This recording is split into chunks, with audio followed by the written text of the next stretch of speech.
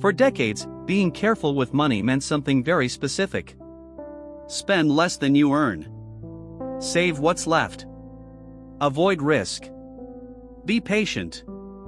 This advice worked for a long time. It helped people build stability. It helped families plan for the future. It helped ordinary effort translate into progress. That is why it still feels responsible. And that is exactly why it no longer works. Not because people became careless. Not because discipline stopped mattering. But because the system changed underneath them. Most people believe money works the same way it always has. Earn. Save. Wait. But that assumption depends on one thing staying constant: the value of money itself. When that value is stable, caution is rewarded. When it isn't, caution quietly turns into exposure. Here is the uncomfortable part. Modern economic systems no longer reward stillness. They reward movement. Not movement by individuals. Movement by capital. During normal times, this difference is easy to ignore. During crises, it becomes impossible to miss. Prices rise faster than savings. Assets move faster than wages. Decisions are made faster than people can react. And suddenly, the people who did everything right feel like they are falling behind. Not slowly. Abruptly. This creates confusion. People assume they made mistakes. That they should have saved more. Spent less.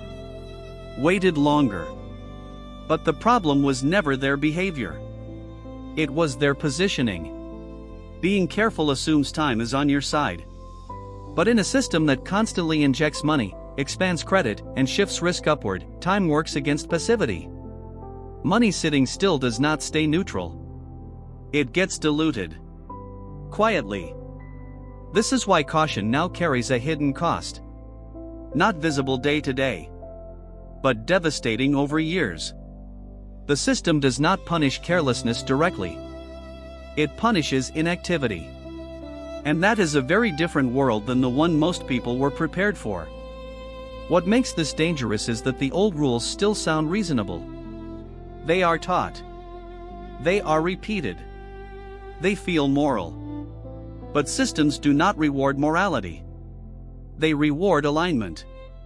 And right now, being careful is often misaligned with how money actually moves. This does not mean reckless behavior is rewarded. It means that traditional caution, without understanding the system, creates blind spots. Blind spots that only show up when pressure increases. Crises do not create this problem. They reveal it. They expose who is positioned to adapt and who is quietly absorbing the cost of stability. In the next part, we are not going to talk about bad advice. We are going to look at why the system itself stopped rewarding careful behavior, even when it feels logical. To understand why being careful stopped working, you have to stop thinking about money as a personal resource. Money today is not designed to sit still. Modern economic systems are built around one priority: continuity. Not fairness. Not long-term balance. Continuity.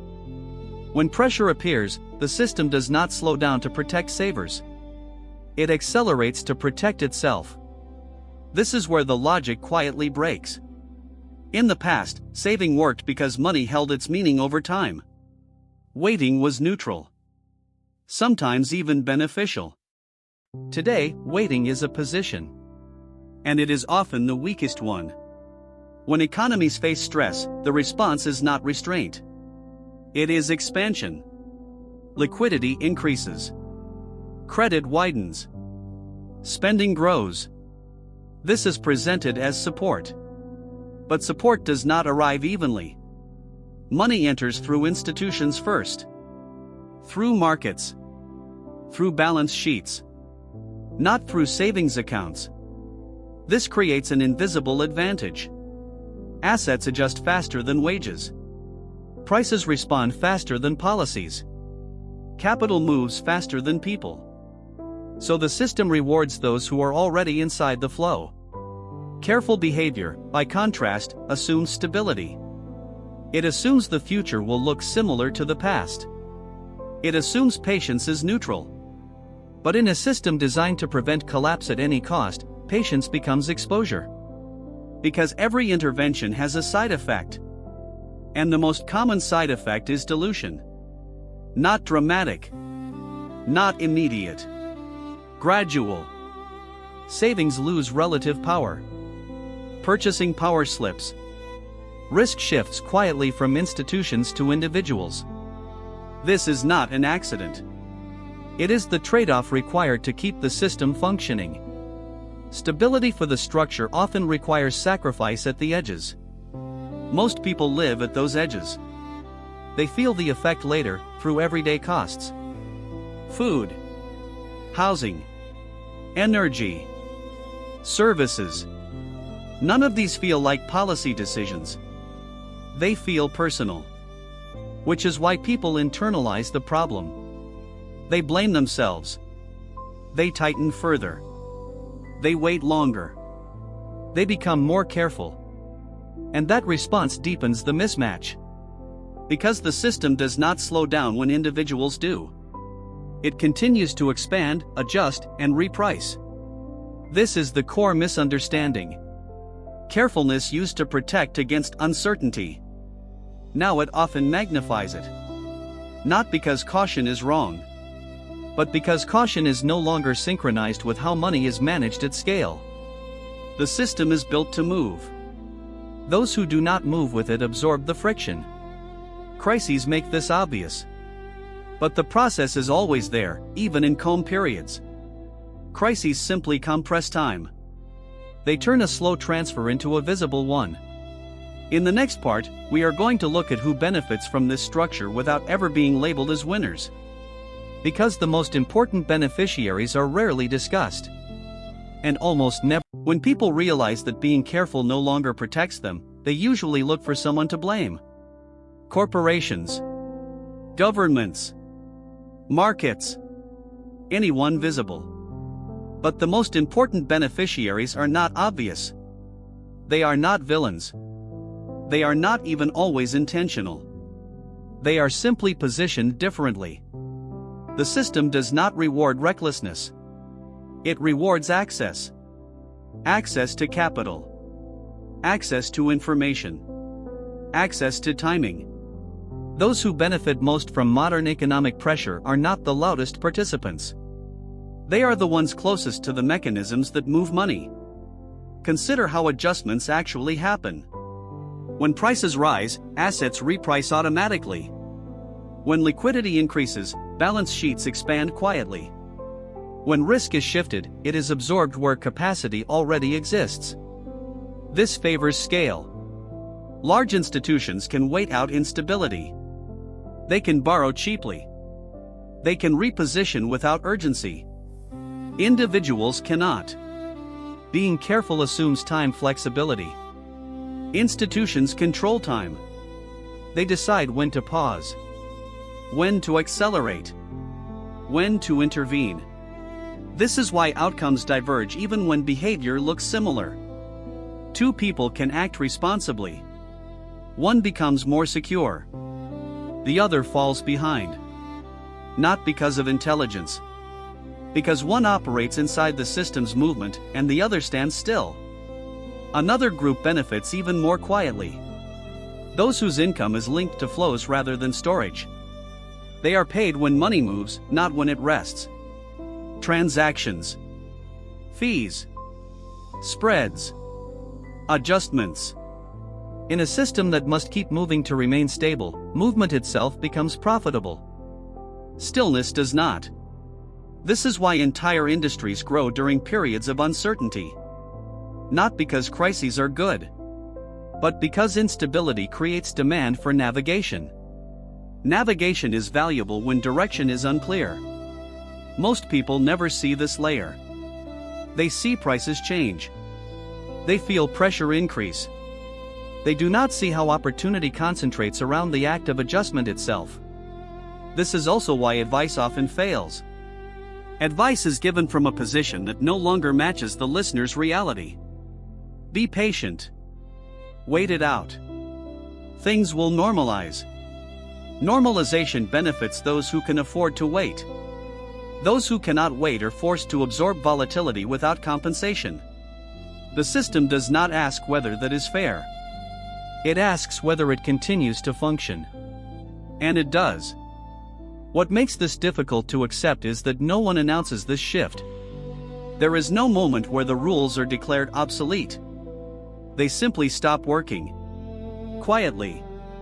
Gradually. Until the gap becomes visible. By the time most people notice, the beneficiaries have already adjusted. Not out of malice. Out of alignment. In the final part, we are not going to talk about what to do next. We are going to talk about how to see this happening in real time, without reacting emotionally. Because awareness does not change outcomes. But it does change positioning. At this point, most people reach for the same conclusion. That the system is unfair. That it favors the powerful. That ordinary people are trapped. Those conclusions are understandable. They are also incomplete. Because the greatest risk today is not inequality.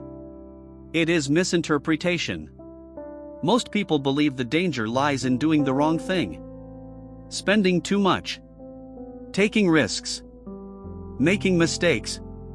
But in modern economic systems, the most dangerous position is not error. It is passivity. Not deliberate passivity. Unconscious passivity. The kind that comes from trusting rules that no longer apply. Being careful feels safe because it reduces visible risk. But invisible risk keeps accumulating. Slowly. Quietly. Until it becomes unavoidable. This is why the shift is so difficult to notice. Nothing breaks at once. Nothing collapses dramatically. Life continues. Just with slightly less room. Slightly more pressure. Slightly fewer options. That gradual tightening is not accidental. It is how systems adapt without panic. The structure remains stable by transferring friction outward. Away from the core. Toward the edges. Most people live at those edges. Which means most people experience adjustment as personal failure. They assume they misjudged. They blame their habits. They become more cautious. And that response locks them into the weakest position available. Because the system does not respond to individual caution. It responds to aggregate movement. This is why awareness alone does not protect people. Understanding what is happening does not automatically change outcomes. What matters is recognizing when old instincts stop working. Not reacting emotionally. Not chasing trends. But noticing when patience turns into exposure. The hardest part is accepting that this shift is structural, not temporary. It is not tied to one crisis. Not tied to one policy. Not tied to one government. It is a consequence of how modern systems preserve stability. They require motion. They require adjustment. They require someone to absorb the cost. That cost is rarely labeled. It simply appears as higher prices, tighter margins, and reduced flexibility. Most people adapt by shrinking their expectations. That is the silent loss. Not dramatic poverty. But the slow erosion of possibility. This does not mean recklessness is rewarded. It means awareness without positioning is insufficient. And positioning does not begin with action. It begins with perception. With recognizing that safety is no longer found in standing still, but in understanding where pressure is moving. That understanding does not tell you what to do next. It tells you what to stop assuming. And that is often enough to change the trajectory.